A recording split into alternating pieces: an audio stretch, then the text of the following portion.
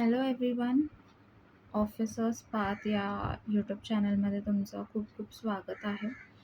आज आपण बघणार आहोत MPSC ग्रुप बीची जी परीक्षा झाली होती 14 जूनला, त्याच्याबद्दल त्याचं कट ऑफ काय राहणार आहे, पेपर कसा होता, सगळ्या काही गोष्टी आपण डिस्कस करणार आहोत या व्हिडिओमध्ये.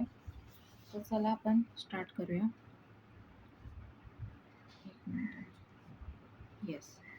सो स्टुडंट्स, पेपर कसा होता, मी स्वतः पेपर दिला आहे. सो मला पेपर डिफिकल्ट ते मॉडरेट असा वाटला आहे. म्हणजे माझं असं झालं, मी माझं एक्सपिरियन्स सांगते तुम्हाला. माझं असं झालं की मला असं वाटलं की आत्ताच तर 1 तास दिला होता सरांनी आणि आत्ताच लगेच 1 तास कसा काय निघून गेला.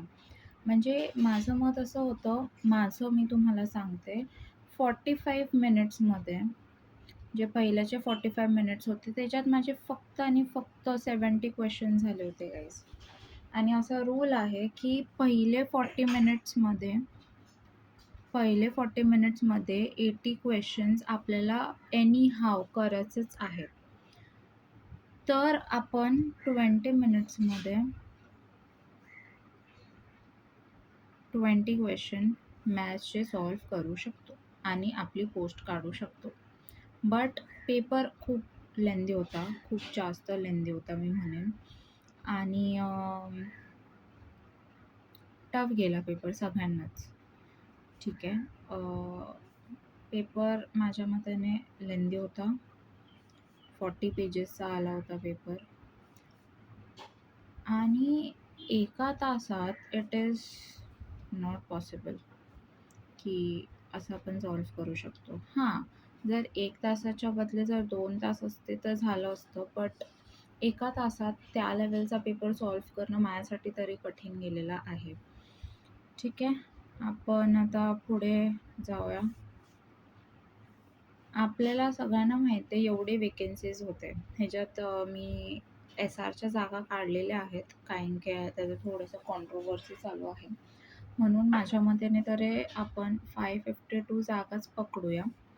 आणि जर पेपर असा आला असेल तर माझ्या मतेने कट ऑफ थोडंसं खाली जायला पाहिजे. लास्ट टाईमचा आपल्या सगळ्यांना माहिती आहे 51.25 होतं ओपन जनरलचा कट ऑफ. आणि त्याच्या अगोदर जेव्हा पेपर खूप डिफिकल्ट आला होता, I mean to say difficult म्हणजे मॉडरेट लेवलचा होता, तेव्हा आपल्याला 62.75 का 5 असं काहीतरी होतं. I don't remember properly, but 62 होतं एवढं माहीत आहे.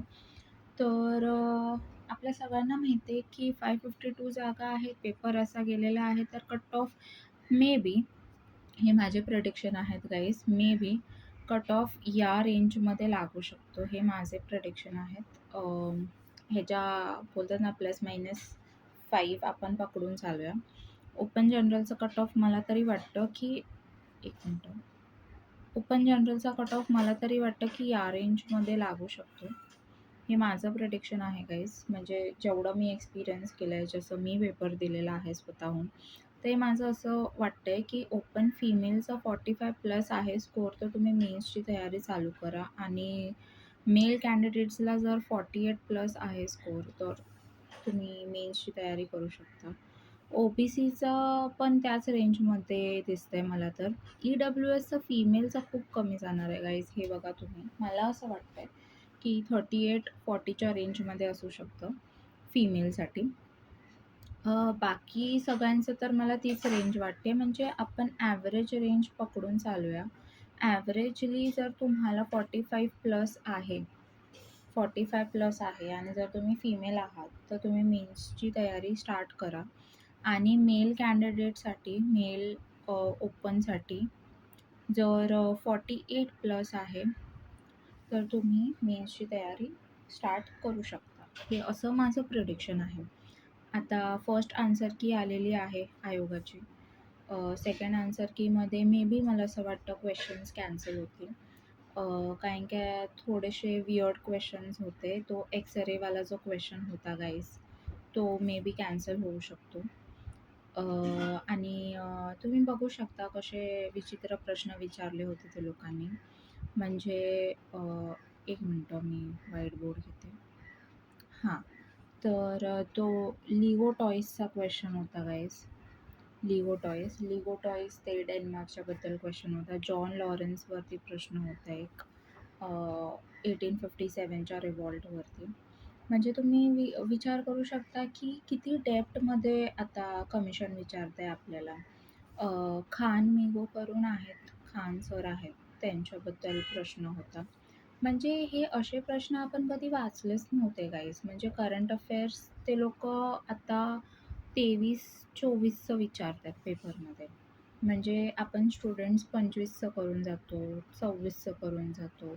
हे out of the box current affairs विचारतात. म्हणजे माझ्या मताने तरी थोडंसं वियर्ड होता पेपर.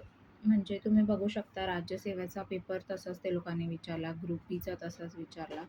आता सीचा फक्त बाकी आहे. तर सीसाठी आपण प्रिडिक्ट करू शकतो की इन डेप्थ नॉलेज आपल्याला गरजेचं आहे गाईज आता. सो लेट्स होप कसं होतंय ते बघूया आपण. आणि हे ओव्हरऑल माझे प्रेडिक्शन होते. तुम्ही कमेंट्समध्ये सांगा तुमचा स्कोअर किती आहे आणि तुम्हाला कसं एक्सपिरियन्स झालं. हां, मला हे पण बोलायचं आहे की स्ट्रेंथ आय मीन टू से की किती स्ट्रेंथ होती, म्हणजे किती लोकांनी पेपर दिला. माझ्या ह्याच्यात 24 स्टुडंट्स होते, पण त्याच्यापैकी फक्त 11 लोकं प्रेझेंट होते गाईज. सो तुम्ही जरा तुमच्या क्लासमध्ये किती अटेंडन्स होतं का काय होतं, प्लीज जरा मला कमेंटमध्ये सांगा. ठीक आहे, आजसाठी एवढंच. Thank you so much aspirants. Bye bye.